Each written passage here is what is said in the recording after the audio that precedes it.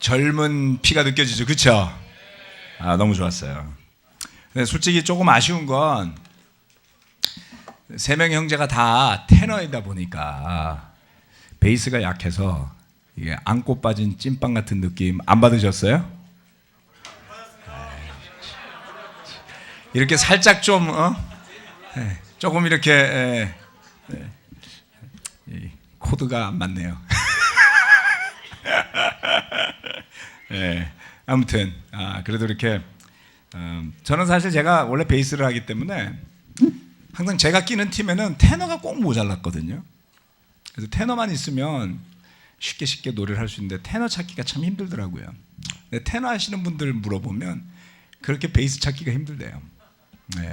피장파장인 것 같은데 아무튼 송인도자들이 찬양을 기쁘게 열심히 잘해주셔서 저는 감사하게 생각합니다. 오늘 너무 좋은 소식이 있습니다. 제가 올라오기 전에 막 들었는데 우리 캠퍼스 미니스트리에 속해 있는 직장인이었던 우리 이지혜 양이 숙명여대 합격을 했대요. 뜨겁게 환영을 해야 되지 않겠습니까? 축하합니다. 아무나 가는 데가 아닌 거 우리가 알고 있잖아요, 그렇죠? 서울에 있는 모든 대학이 서울대 맞죠? 또 우리 이번에 고3 시험을 본 승은이도 와 있고 또 도영이도 지금 없지만 또 시험 받고 그래서 우리 대학생 될 몇몇 사람들이 열심히 준비를 잘 하고 있습니다. 좋은 결과 있기를 함께 기도해 주시기 바라고요. 지난주 토요일은 우리 예배당에서 호프 자선음악회가 있었었는데요. 정말 너무 재밌었어요. 제가 래퍼가 와갖고 랩을 하는 걸 처음 들었거든요. 근데 진짜 잘하더라고요. 지푸야, 이름이 지푸. 그래서 난 지푸가 뭔지 몰랐는데 사람들이 지코의 짝퉁이 아니냐 이러던데요. 그 지자가 들어가는 그 지코라는 친구가 되게 랩을 잘한다면서요. 그래서 지코도 잘 모르고 지푸도 모르는데 그날 랩은 되게 감동이 있었어요. 그래서 래퍼가 이런 맛이 있구나 라는 생각이 들 정도로 아주 좋았고요. 음악회가 너무너무 감사했습니다. 사실은 해마다 우리가 꾸준히 뭐 이런저런 형태로 음악회를 꾸준히 해오긴 해왔었는데 이번에 오신 분들이 내년이 기대가 된다 이런 이야기를 했습니다. 그래서 음악회가 나날이 발전하고 있다 그런 이야기를 해줬고 또 우리 김종환 형제가 밴드도 구성하고 또 그 방송 출연하셨던 분들도 섭외도 하고 해서 내년은 정말 더 기대가 될 것 같습니다. 여러분 기대하셔도 괜찮을 것 같아요, 그렇죠? 그래서 자선음악회 위해서 수고해 주시고 또 후원해 주신 분들이 가운데 되게 많거든요. 좀 감사의 박수를 좀 드리고 싶습니다. 자, 오늘은 21번째 시간인데요. 안 지겨우세요? 팀들은 솔직히 지겹지? 진짜 안 지겨워? 우리 형제자매 여러분들은 좀 이젠 히브리서 너무 지겹다. 9월 달부터 9, 10, 11, 12 4개월째다. 그런 느낌 안 받으세요? 꼭 이러더라고요. 저는 받는데 제가 레슨을 하다 보면 저는 이제 지겨울 때가 되지 않았나 이런 생각을 막 하거든요. 근데 듣는 분들이 그렇지 않다 그러는데 제가 그걸 100% 고지고대로 듣지는 않습니다, 여러분. 자, 오늘 레슨이 올해 마지막 히브리서 강의입니다. 오늘 10장에 대해서 할 텐데요. 21번째로 해서 올해 마지막 레슨을 하고요. 내년 1월 1일 첫 예배 때 히브리서 11장 믿음에 대한 장부터 해서 13장까지 내년에 끝을 내도록 하겠습니다. 제가 이렇게 계획을 세운 건 아니고요. 내년 우리 서울교회 주제가 사랑으로 표현되는 믿음만이 중요합니다. 라는 말씀이에요. 그래서 믿음인데 LA 교회가 이제 by faith라 해가지고 믿음으로 이걸 주제로 잡은 모양이에요. 그래서 우리는 거기다 양념을 좀 더 붙여서 사랑으로 표현되는 믿음이 중요합니다. 이렇게 가기로 했습니다. 그래서 그렇게 계획을 한 건 아니지만 주제가 그렇게 잡히고 또 히브리서 11장으로 1월 1일부터 스타트를 할 수 있으니까 여러분들이 그런 부분에서 기대를 하시고 오늘 마무리 지으면 이번 주 예배, 다음 주 예배 그리고 연말의 마지막 주는 마지막 주 주중 예배가 있죠, 그렇죠?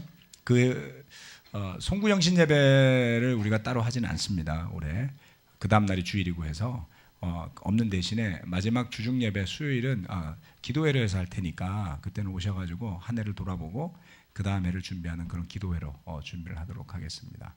다음 주는 수요일 날 주중 예배가 여기서 없죠.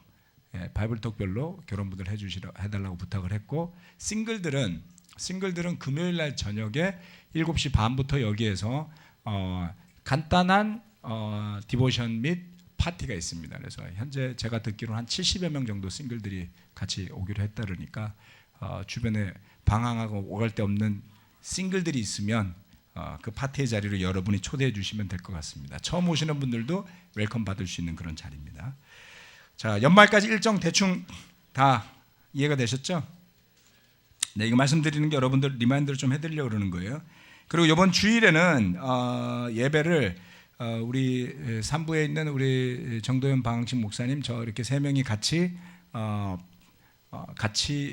1부에서도 설교하고 3부에서도 설교하면서 강북 강서 이제 명동 센터라고 이름을 지었습니다만은 그래서 강북 강서로 나가기 전에 간략한 우리 강북 소개, 강서 소개, 잠실은 소개할 게 없잖아요, 그렇죠? 그래서 저는 그냥 설교만 짧게 해서 세 분이 한 10분 정도씩 다 같이 빵과 포도주와 헌금이라는 세 가지 주제를 가지고 설교를 하기로 했습니다. 그래서 그때는 성찬 쉐어링 없이 세 분이 설교를 같이 나누고 같이 셀러브레이션 하고 그러고 나면 25일 크리스마스 예배 드리면 이제 강북은 강북으로 가시고 영등포는 영등포로 가셔서 예배를 시작할 것 같습니다. 그래서 그걸 위해서도 많이 기대해 주시기 바랍니다. 제가 이번 주에 어제 영등포 그러니까 강서센터 영등포 예배당 이제 방학식 목사 잠시 다녀왔습니다. 그래서 인테리어 준비도 하고 있고 좀 주일학교 방 뭐 문제부터 해서 여러 가지 하는데 여러분 기도를 많이 해주세요. 명동센터는 장소가 완전히 잡혀가지고 예배 셋업이 끝났습니다. 그리고 영등포에 있는 강서센터는 마무리가 좀 덜 됐어요. 그 공사업체가 이번 주부터 가능하다 그래서 그걸 기다리느라고 이렇게 마무리가 완전히 되지는 않았습니다. 그래서 같이 기도하셔서 명동과 강서센터가 훌륭하게 스타트가 될 수 있도록 한마음 한뜻으로 지지했으면 합니다. 자, 여기까지 이야기했으니까 됐고요. 오늘 말씀의 주제는 마음과 생각에 새겨진 율법입니다. 마음과 생각에 새겨진 율법. 자, 21번째 레슨인데요.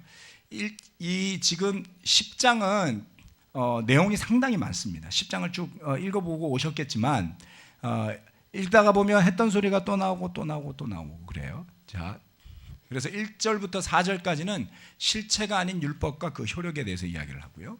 5절에서 8절은 구약에도 예언된 율법보다 더 뛰어난 것에 대한 율법보다 뛰어난 것에 대한 예언과 암시. 자, 9절에서 14절은 첫 번째 것을 폐하고 세우신 두 번째 것. 그 다음에 15절에서 18절은 마음과 생각에 새겨질 새로운 언약. 자, 죄와 율법이 용서되었고 더 이상 기억되지 않은. 자, 19절에서 25절 말씀. 흔들리지 않고 우리가 고백하는 신앙을 굳게 지켜야 함. 26절에서 31절 말씀. 하나님의 징벌을 두려워하라. 32절에서 35절 말씀. 헌신적인 믿음으로 살았던 순간들에 대한 회상입니다. 자, 그리고 36절에서 39절 말씀은 인내하여 생명을 얻어라. 섹션이 되게 많죠, 그렇죠? 제가 이렇게 쪼개서 한 이유가 있습니다. 이렇게 주제별로도 좀 쪼개지지만 이렇게 쪼갠 이유는 다 같이 한 페이지에 볼 수 있게 좀 하려고 쭉 쪼개놨습니다. 사실 많은 내용을 커버하고 있는데요. 쉽게 말씀드리자면은 이 10장 초반부에는 7장부터 9장까지 나와 있는 제사의식에 대한 것들, 율법에 대한 비교가 쭉 있었죠. 지난주, 지지난주 한 3주간에 걸쳐서 제가 7장부터 9장까지 설교를 했습니다. 그 내용들에 대한 리뷰가 나와요. 복습. 그렇기 때문에 여러분들이 지난 한 2, 3주간 얼렁뚱땅 예배를 오셨더라도 이걸 잘 들으면 복습이 되시니까 같이 한번 볼 생각입니다. 그래서 1절부터 한 25절까지 복습이 쭉 이루어집니다. 그래서 그걸 한번 다 같이 보도록 하겠습니다. 자, 실체가 아닌 율법과 그 효력에 대해서 9절이 4절까지 이어지는데요. 일부는 여러분들하고 같이 읽고 일부는 제가 읽도록 하겠습니다. 다 같이 한번 읽어볼까요? 시작. 율법은 장차 올 좋은 것들의 그림자일 뿐이요 실체가 아니므로 해마다 반복해서 드리는 똑같은 희생 제사로서는 하나님께로 나오는 사람들을 완전하게 할 수 없습니다. 만일 완전하게 할 수 있었더라면 제사를 드리는 사람들이 한번 깨끗하여진 뒤에는 더 이상 죄의식을 가지지 않을 것이고 따라서 제사 드리는 일을 중단하지 않겠습니까? 그러나 제사에는 해마다 죄를 회상시키는 효력은 있습니다. 황소와 염소의 피가 죄를 없애줄 수는 없습니다.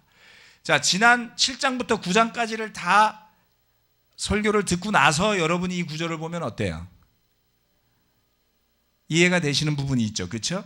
자, 율법은 장차 올 좋은 것들의 그림자일 뿐이고 실체가 아니다. 이것도 좀 이해가 되세요, 이제는.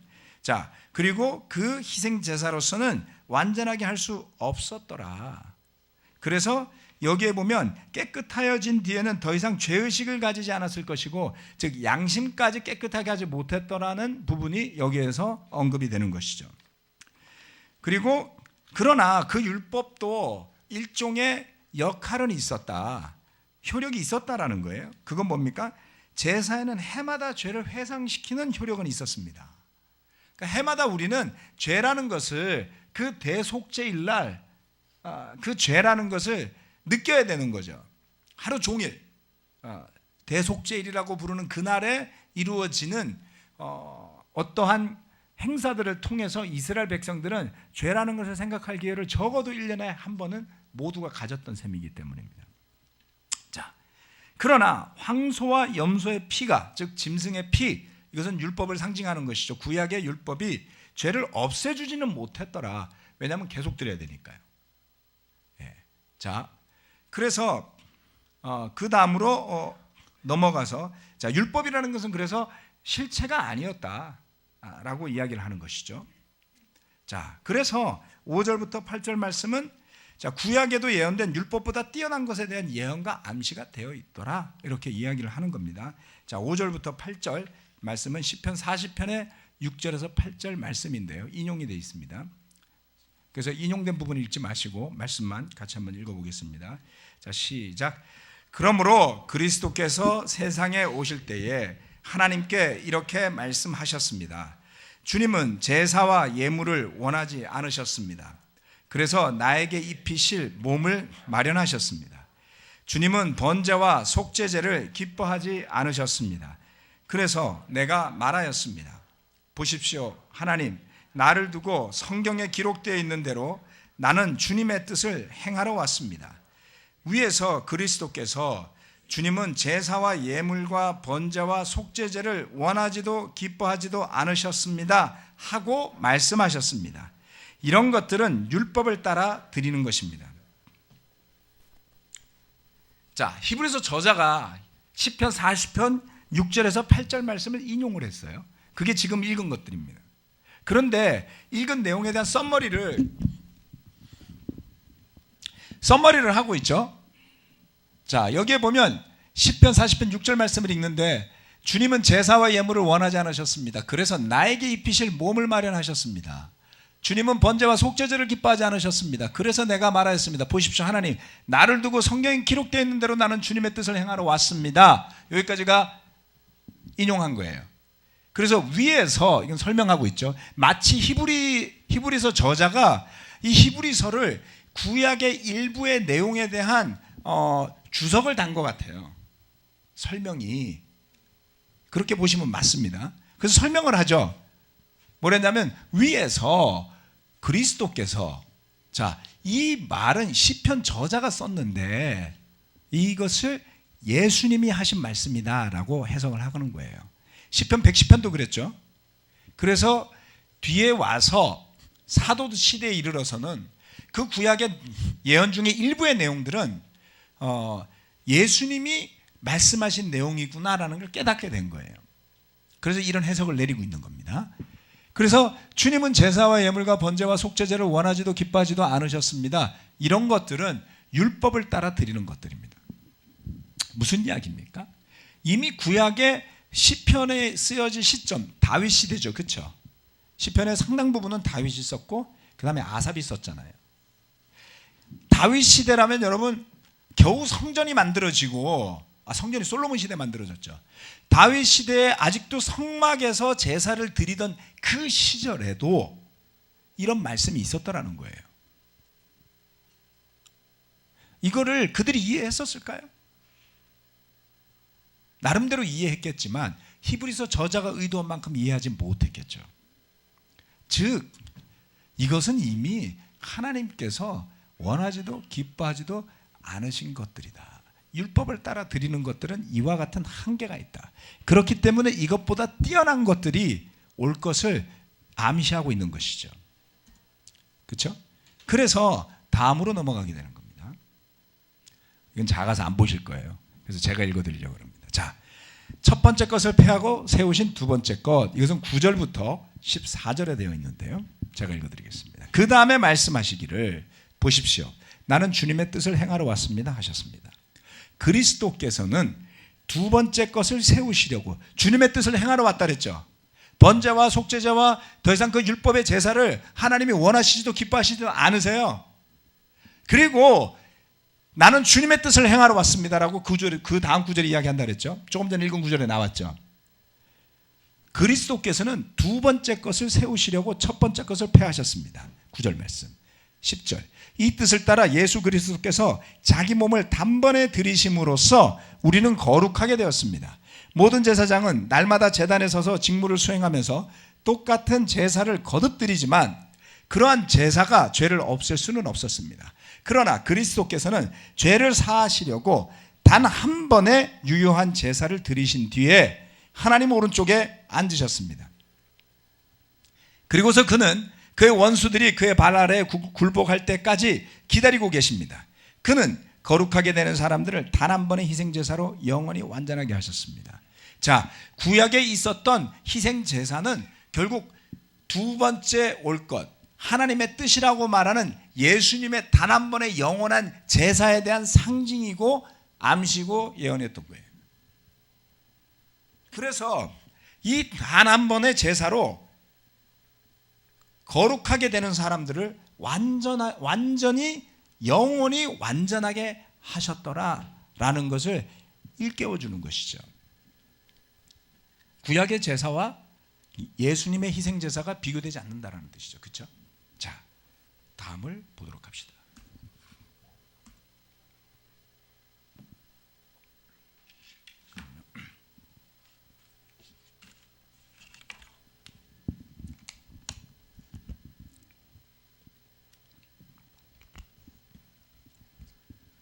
그러면 첫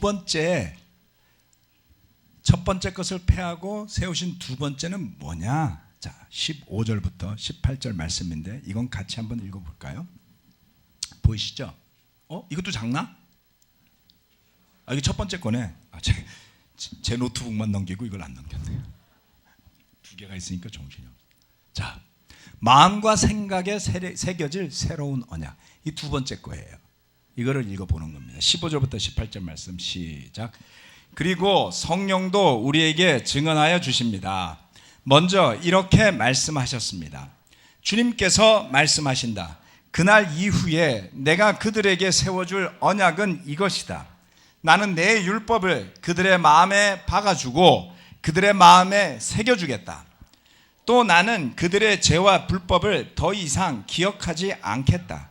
죄와 불법이 용서되었으니 죄를 사하는 제사가 더 이상 필요 없습니다. 자, 거기까지만요. 그래서 뭐라 그랬냐? 예레미야서 31장 33절 34절을 펴시면 이 내용이 나올 겁니다.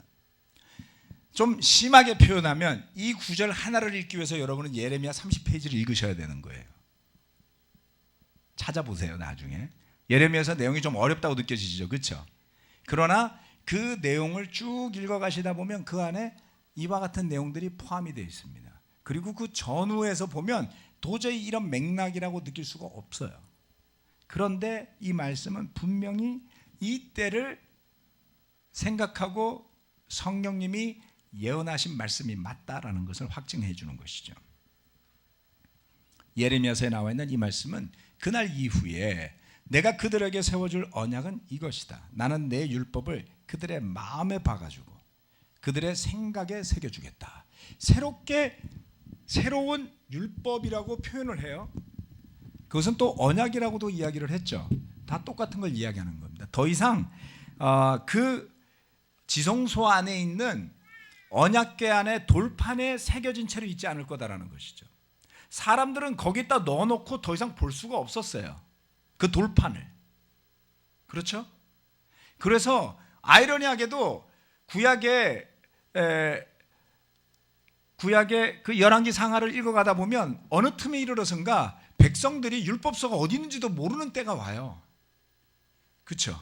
잃어버린 것을 도중에 누가 찾아서 회개하잖아요. 그러면 다윗 시대부터 그때까지는 율법서가 어디 있는지도 모르고 산 거예요. 이해가 되세요? 그 이야기는 뭐냐면 사람들이 거기다 넣어놓고 관심이 없더라는 거예요. 우리도 그렇게 될 수 있습니다. 말씀을 책상 위에 책꽂이에 어딘가에 넣어두고 잊어버리고 사는 사람, 설마 우리 교회는 그런 사람 없겠죠? 있어요? 맨날 모이면 큐티했냐고 물어보고 이야기하고 모른 척하고 계속 안 읽으면서 계속 다닐 정도로 은혜와 여유가 많은 교회로 우리가 성장하고 성숙해 가는 건가요? 그러시면 안 돼요. 그러니까 이게 여기 있으면 안 볼 수도 있다고요. 그러나 이것을 우리의 마음과 우리의 생각에 새겨준다라는 것은 얼마나 대단한 거예요. 그렇죠? 네. 그래서 그런 시대가 온다. 예수님이 말씀하셨잖아요. 성령님이 내가 너에게 말한 것을 생각나게 하고 깨닫게 해줄 것이다 라고 사도들에게 약속을 하셨어요. 자, 그래서 이처럼 마음에 새롭게 생겨질 돌판에 새겨진 첫 번째 율법이 아닌 다른 것이 올 것이다. 그리고 그것은 완전한 죄사함을 우리에게 가져준다라고 하는 것이죠. 자, 다음도 좀 글자가 작습니다. 이게 계속 울리네. 리버브가 들어갔나? 예. 음향실 소리가 좀 많이 울리거든요. 예. 괜찮아요? 모니터가 큰가? 오케이. 자, 그러면 그 다음 구절은 뭘 이야기하냐면 이제 새로운 마음과 생각에 새겨질 언약을 이야기했죠. 그리고서 19절부터 25절 말씀인데 제가 빨간 글자로 써놓은 건 10장 24절 25절 말씀이에요. 우리가 교회 공부할 때 다 공부하는 구절이에요. 여러분들 다 아시는 구절이죠.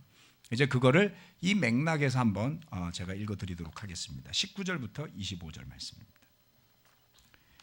그러므로 형제자매 여러분, 우리는 예수의 피를 힘입어서 담대하게 지성소에 들어가게 되었습니다. 예수께서는 휘장을 뚫고 우리에게 새로운 살 길을 열어주셨습니다. 그런데 그 휘장은 곧 그의 육체입니다. 이 구절도 이제 이해가 충분히 되시죠. 그리고 우리에게는 하나님의 집을 다스리시는 위대한 제사장이 계십니다. 그러니 우리는 확고한 믿음을 가지고 참된 마음으로 하나님께 나아갑시다. 우리는 마음에다 예수의 피를 뿌려서 죄책감에서 벗어나고 맑은 물로 몸을 깨끗이 씻었습니다. 또 우리에게 약속하신 분은 신실하시니 우리는 흔들리지 말고 우리가 고백하는 그 소망을 굳게 지킵시다.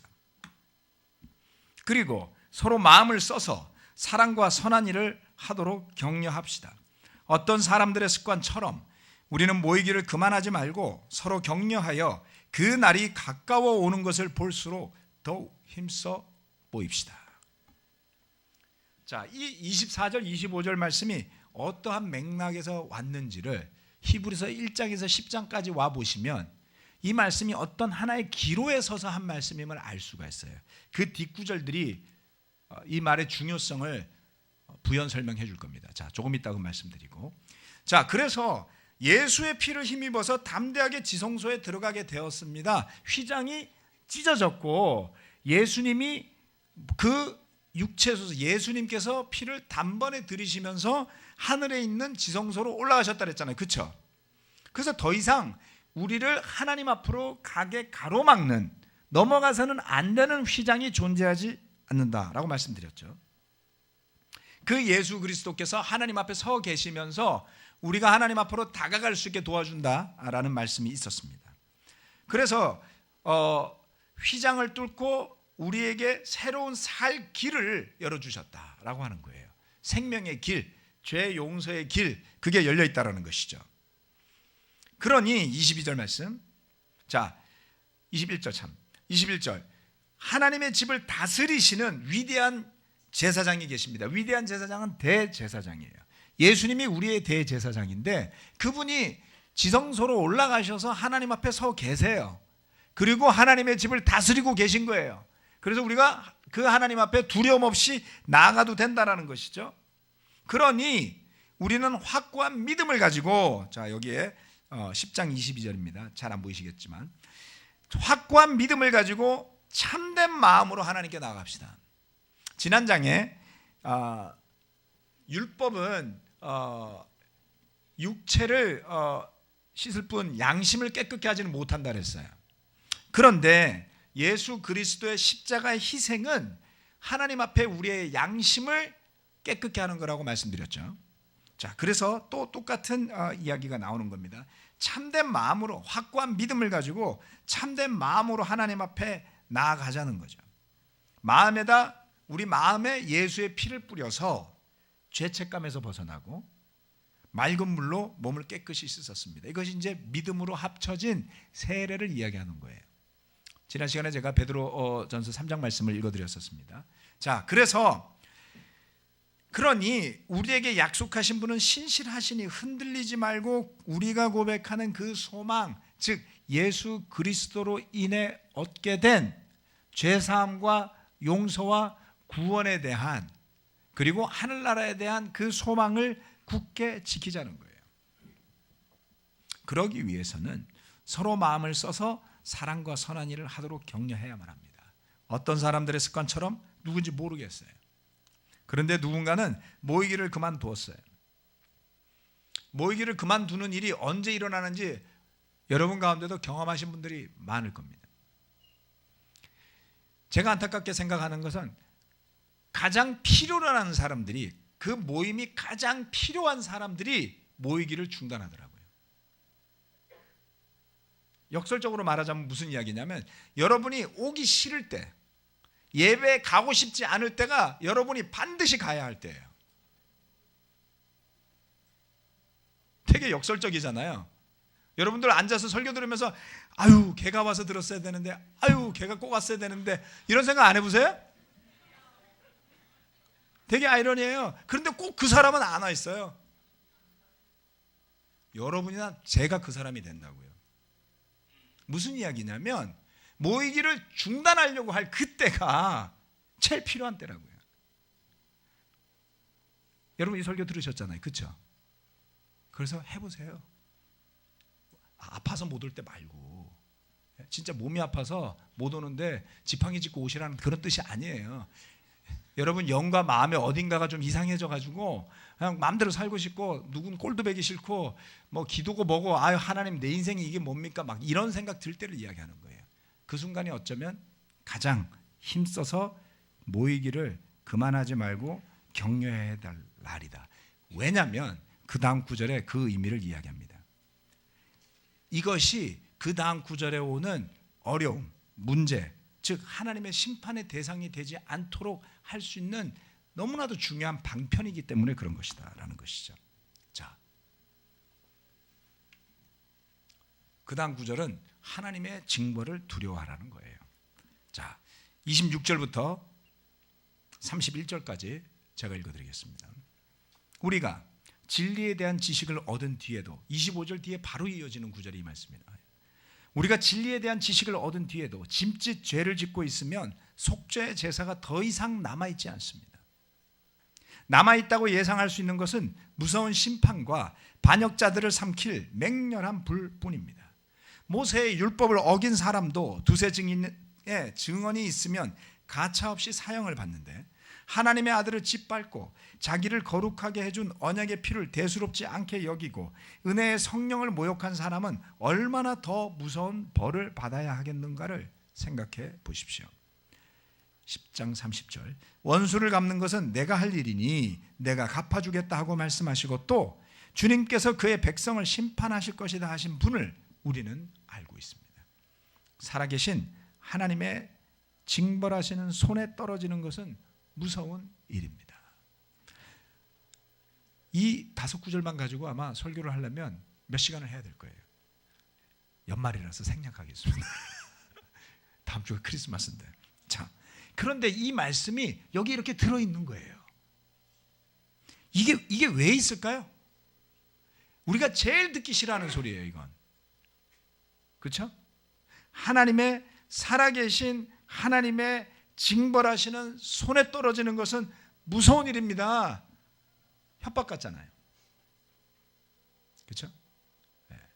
구약의 예언자들이 멸망을 예언하고, 그리고 하나님의 뜻에 불순종하고 하나님의 언약에 불순종하는, 계명에 불순종하는 그러한 삶에 대한 처절한 대가를 예언했을 때 누구도 좋아하지 않았어요.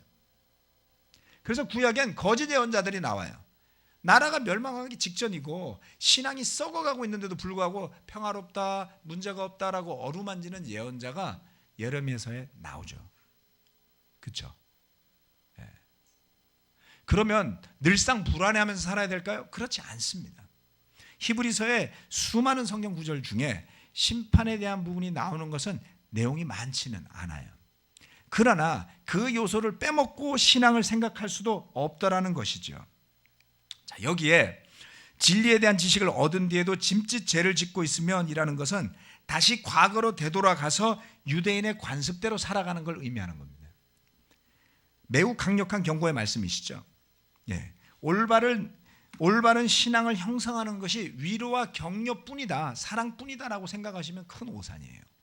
하나님을, 우리 신앙의 근본에는 살아계신 하나님을 경외하는 경건한 두려움이 강력하게 자리 잡고 있어야만 합니다. 내 마음대로 살아도 괜찮을 거야, 그거 은혜 아니에요, 여러분. 은혜는 내가 원하는 대로 하나님 해주는 게 은혜가 아니에요. 내가 끔찍하고 한심한 죄인임에도 불구하고 예수님이 기꺼이 나를 위해서조차 목숨을 내주실 수 있는 게 은혜인 거예요. 그런데 마음대로 살면 그 은혜를 모욕하고 그 피를 대수롭지 않게 여기고 짓밟는 일이다라고 성경이 이야기를 했어요. 그렇죠? 내 생각대로, 말씀에서 벗어나서 내 마음대로 이래도 괜찮아 라는 생각하시지 말라는 거예요. 괜찮지 않습니다. 두려워해야지 됩니다. 그래서 교회가 당연히 사랑과 위로가 넘쳐야 하겠지만 강력한 경고의 메시지도 무시될 수 없다라는 것이죠. 그래서 교회의 구성원인 제자들은 자기가 원하는 대로 하는 것이 아닌 하나님의 말씀이 기준이 되어서 때로는 두려운 마음으로 그 말씀에 순종할 수 있는 그러한 곳이 되어야만 하는 곳입니다. 자, 마지막 넘어가겠습니다. 다 끝나갑니다. 자, 헌신적인 믿음으로 살았던 순간들에 대한 회상, 그렇게 살아계신 하나님의 징벌의 대상이 된다는 것은 무서운 것이다라고 이야기하면서 다음 나오는 몇 구절은 또 의미가 달라져요. 자, 32절부터 34절 같이 읽어봅시다. 시작. 여러분은 빛을 받은 뒤에 고난의 싸움을 많이 견디어낸 그 처음 시절을 되새기십시오. 여러분은 때로는 모욕과 환난을 당하여 구경거리가 되기도 하고 그런 처지에 놓인 사람들의 친구가 되기도 하였습니다. 여러분은 감옥에 갇힌 사람들과 고통을 함께 나누었고 또한 자기 소유를 빼앗기는 일이 있어도 그보다 더 좋고 더 영구한 재산이 있다는 것을 알고서 그런 일을 기쁘게 당하였습니다. 이들이 무슨 일을 겪었습니까? 이미 핍박을 받은 적이 있었죠. 그리고 굉장히 큰 확신으로 사람들에게 모욕과 환난을 당했지만 그런 처지에 놓인 사람들 옆으로 가는 것을 두려워한 것이 아니라 기꺼이 가서 친구가 되어 줬다 그랬어요. 그렇죠?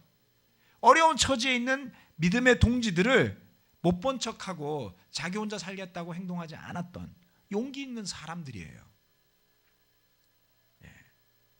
감옥에 갇힌 사람들과도 고통도 나누고 자기 소유를 빼앗겨도 영적인 일을 생각하면서, 그렇죠?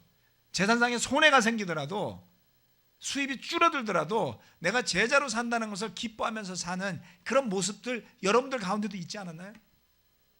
네, 있었어요. 이게 또 중요한 거예요. 헌신적인 믿음으로 살았던 순간들에 대한 회상이 우리에겐 필요한 거죠. 그것을 떠올리라는 거예요. 그렇죠? 그래서 그것이 증거가 되어서 흔들릴 때 우리의 중심을 잡아주는 그런 힘이 되어야 되는 거죠. 여러분 주변에 혹시 처음에 가졌던 그 고난의 싸움을 많이 견뎌낸 그 시절을 잊어버리고 지금 당장 눈앞에 닥친 어려움 때문에 내지는 유혹 때문에 욕심 때문에 스스로가 가졌던 그 확신을 저버리는 사람이 있다면 이 말씀을 나눠주셔야지 돼요. 그때를 기억하냐고. 얼마나 뜨겁게 교제하기를 원했었는지, 함께 바이블톡 하면서 얼마나 즐거웠었는지, 함께 전도하면서 얼마나 기뻤었는지, 그리고 그것이 얼마나 큰 진심으로 했었던 건지. 그렇죠? 예.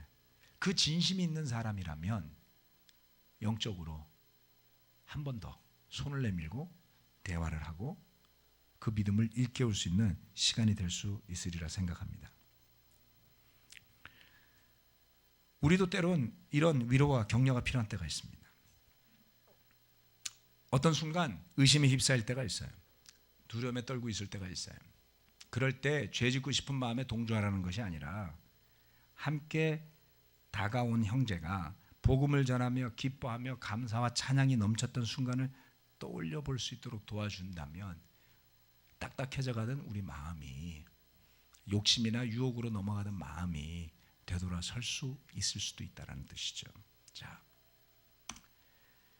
그래서 마지막 결론이 나옵니다.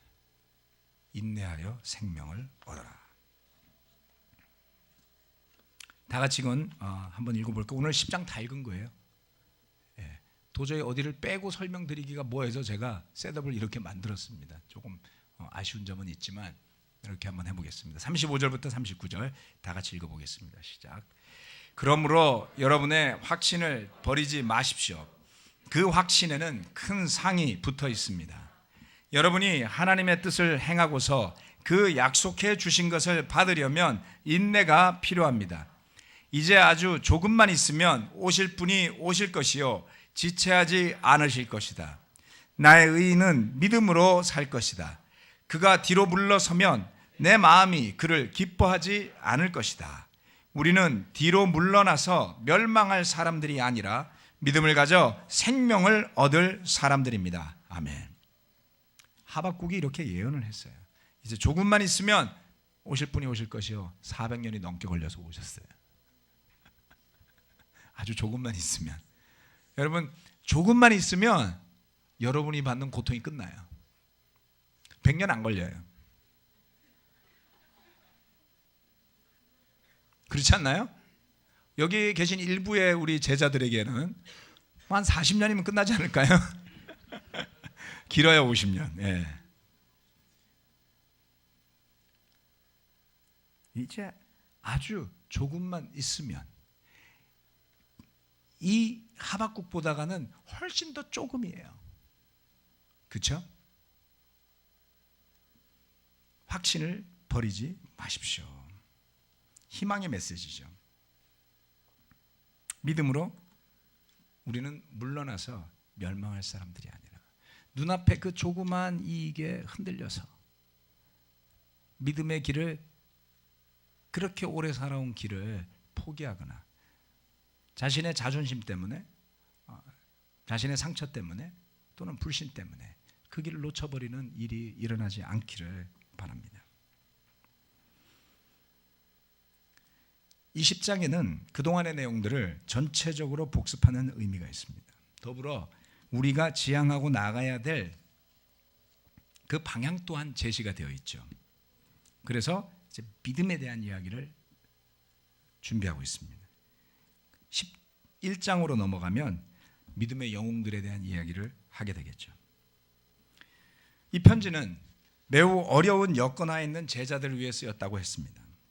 결국 이 편지를 받아든 사람, 그 편지를 쓴 사람 모두는 다가올 운명 같은 그 핍박을 마주했어야 되지 않았을까요?